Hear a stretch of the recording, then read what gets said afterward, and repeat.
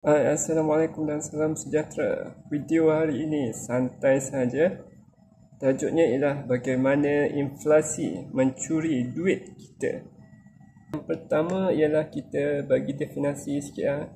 Definisi inflasi. Inflasi ni secara umum maksudnya ialah kenaikan harga barang.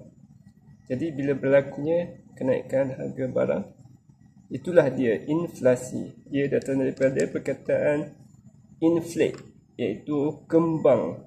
Okey, bila berlaku inflasi, kita terpaksa mengeluarkan duit yang lebih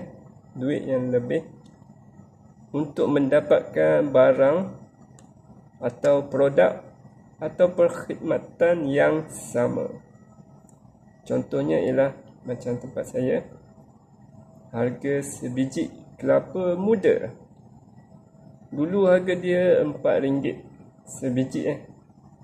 Baru-baru ni masa masuk bulan puasa, RM4.5. So instead of saya kena keluarkan RM4, sekarang saya kena keluarkan RM4.50. Jadi 50 sen lebih untuk dapatkan produk yang sama. Jadi apa yang berlaku ialah duit yang saya ada akan lebih cepat habis. Mungkin anda boleh cakap, oh, aku tak makan kelapa muda. It's not about that. Ia bukan pasal tu. Ia bukan pasal anda tak makan kelapa muda ataupun tak guna, tak berniat nak beli, tapi ia pasal the purchasing power of money. Duit tu dah tak boleh buat. Duit RM4 tu dah tak boleh buat apa yang sepatutnya dia boleh buat. Jadi itulah inflasi. Dan itulah caranya inflasi mencuri duit kita.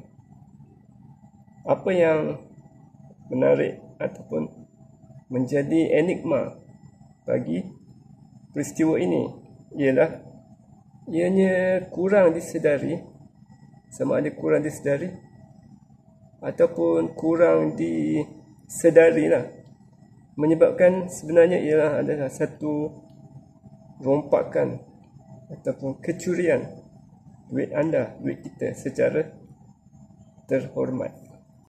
Jadi kesimpulannya, bagaimana untuk selamatkan diri kita daripada inflasi? Ada beberapa cara yang akan saya huraikan. Jom ikuti dalam channel saya.